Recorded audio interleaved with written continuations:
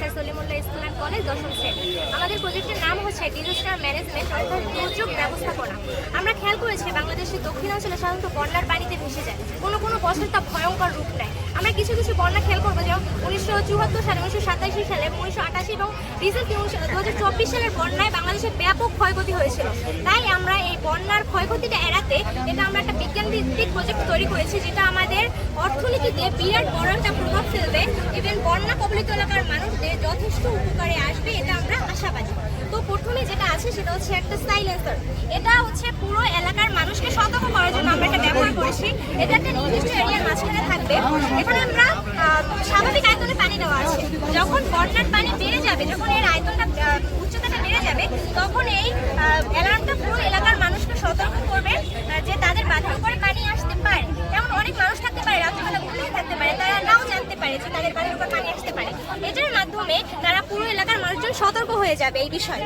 তারপরে যেটা আছে সেটা হচ্ছে আর্ডিনিউনো ডিএসএ মডেল। এটা হচ্ছে পানিকে সেন্স করবে।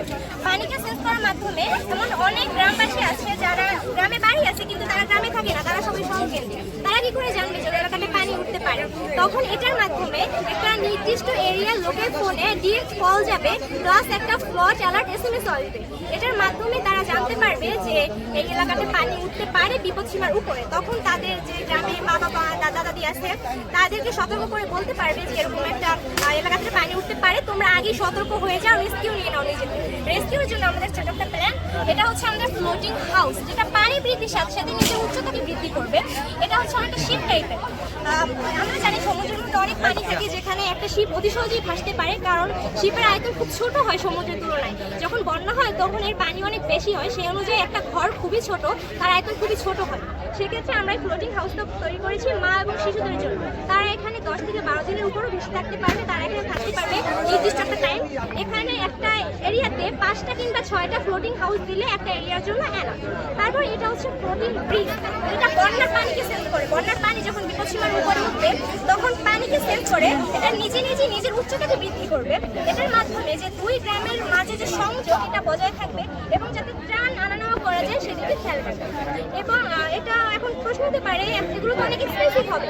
আমাদের দেশে প্রতি বছর বন্যায় $1 মিলিয়ন ক্ষয়ক্ষতি হয় সম্পদে।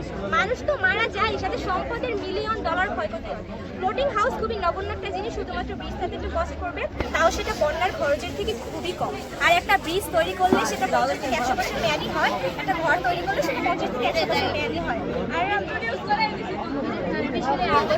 একটা বন্যা দেখা গেছে, তো উত্তর অঞ্চলে যেখানে 11টি গ্রাম ক্ষতিগ্রস্ত হয়েছে এবং 14,280 লাখ মতো আমাদের আর্থিক ক্ষতিগ্রস্ত হয়েছে। এবং এটি যদি বাস্তবায়ন করা যায় তাহলে এই এত ক্ষয়ক্ষতি আমাদের দেশে হবে না। এটা থেকে আমরা কিছু পরিত্রাণ করতে পারি। ধন্যবাদ।